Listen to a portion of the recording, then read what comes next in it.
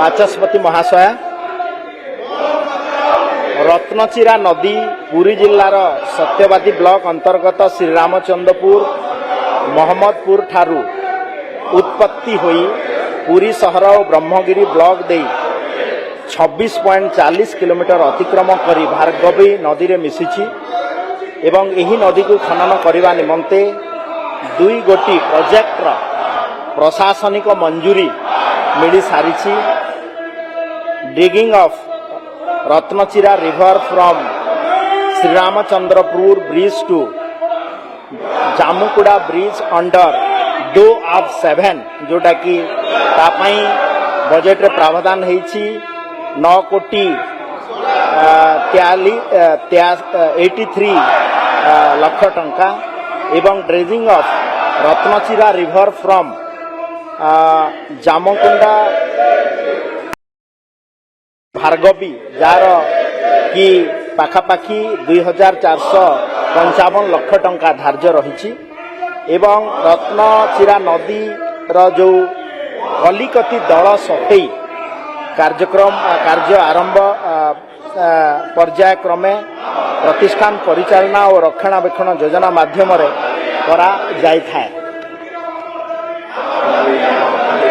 माननीय प्रश्नकर्ता श्री आश्रित पट्टनायक। बाचस्पति महोदय रत्नचिरा नदी गोटे ऐतिहासिक नदी तेणु ये रत्नचिरा नदी की जो खनन कथा कले माननीय मंत्री उत्तर रखिले मु शुणुली जे एटा श्रीरामचंद्रपुर अहमदपुर ठारू उत्पत्ति होइछि किंतु रत्नचिरा नदी आमर आपण देखिबे तराकाज कांजिया जो ड्रेन रही सातसंग पाखुरु आरंभ होइछि एवं जबरदखल कलिकत दल ठू आरंभ कर जबरदखल तेणु मोर स्वतंत्र भाव में दाबी माननीय मंत्री पाखे किभली भाव में से रत्नचिरा नदीर जो उपर भाग रही सातसंग ठारू ताकू खनन करागले एवं ताकू सौंदर्यकरण करागले मो अंचल जो जल बंदी रोची रक्षा पाई। माननीय मंत्री। माननीय स्पीकर मैडम निश्चित भाव में पिपिली डेलांग दे प्रभावित होता ऐतिहासिक रत्नचिरा नदी पुरी जिलार सत्यवादी ब्लॉक अंतर्गत रामचंद्रपुर अहमदापुर ठारू ब्रह्मगिरी ब्लॉक पर्यंत 26 किलोमीटर अतिक्रम करुछि एवं मु धन्यवाद देवी माननीय मुख्यमंत्री एवं वाटर रिसोर्स मिनिस्टर मोहन चरण मांझी जी को जे सरकार 2026-27 आर्थिक वर्ष रे आमे गोटे प्रोग्राम नुआ योजना ये सरकार तरफ आरंभ करा जायछि एवं ये योजना टी हला जे रिवर रिजुविनेशन प्रोग्राम माध्यम रे आमे ये भलिया रत्नगिरी नदीर कथा हो कि आमे ए कार्यक्रम माध्यम रे जो नदी गुड़ा पोती ही जाउछि कि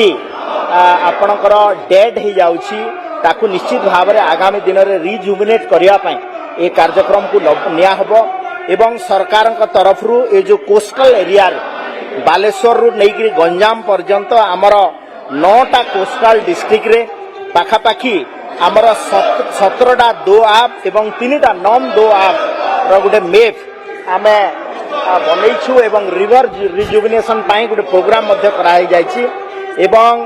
22 मार्च रे वर्ल्ड वाटर डे दिन आमे गोटे टोटल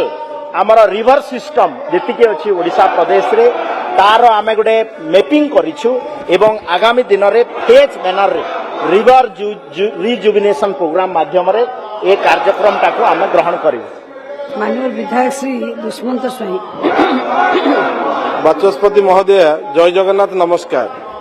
महोदय मो निर्वाचन मंडल रे 2टा नदी अच्छी गोटे कुआरिया गोटे कुसुमी से जोड़ी जगह पोती होगानी मैडम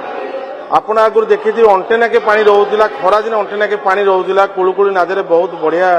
सुंदर भाव में प्रवाहित हो महानदी में मिशुला से जोड़िका एक नदी पूरा टोटाली आंठे भी पानी ना चाखेने भी पानी ना तेणु मोर प्रश्न हूँ मैडम जे से जोड़िका नदी को केमती खोल एकत्र मिशी कमई पाखे महानदी में मिशि से पोती केमती खोलागले पानी से सफिसीयंट रहा सहित कुसुमी गोटे ब्यारेज पे आम आपण माध्यम नवेदन करूँ से केमती गोटे ବ୍ୟାରେଜ ହେବା ସହିତ କୁଆଁରିଆରେ ମଧ୍ୟ କିନ୍ତୁ ଗୋଟେ ବ୍ୟାରେଜ କରିବା ପାଇଁ ମୋର ଆପଣଙ୍କ ମାଧ୍ୟମରେ ନିବେଦନ। और मंत्री ट्रिबल स्पीकर मैडम, मान्यवर विधायक दुष्मंत भाई जो इश्यूटा उठे रिभर कुसुमी सहित आपन जदि मो ये जो एटलास को आम अनुध्यान करूँ जो एटलास कथा मुझे आपन को कहूली जे पाखापाखि during the course of time climate change रो कथा हो कि डिसिल्टेशन रो विषय वस्तु आसू एबे प्राय प्राय सबू नदी रो बेड गुड़ार डेप्थ जोटा थिला धरंतु कोठी 9 मीटर 10 मीटर डेप्थ थिला सेटा 5 मीटर 6 मीटर ऊपर को पळे आयला एवं रिभर बेड रो जो जल धारण क्षमता धीरे धीरे कमुची एवं जेतेबेले फ्लैश फ्लड होउची निश्चित भाव में पाख आख अंचल रे फ्लड लाइक सिचुएशन तैयारी होउची सेथिपाई सरकार तरफ गोटे बलिष्ठ पदक्षेप ग्रहण करा जायछि एवं रिवर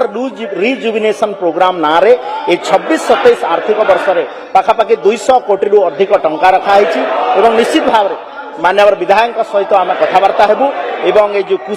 कुसुमी नदीर कथा हो कि महानदी रे जोटी मिसुची तार महाणर ड्रेजिंग एवं कुसुमी नदीर पुनरुद्धार पाई सरकार निश्चित भाव में गुरुत्व देवे।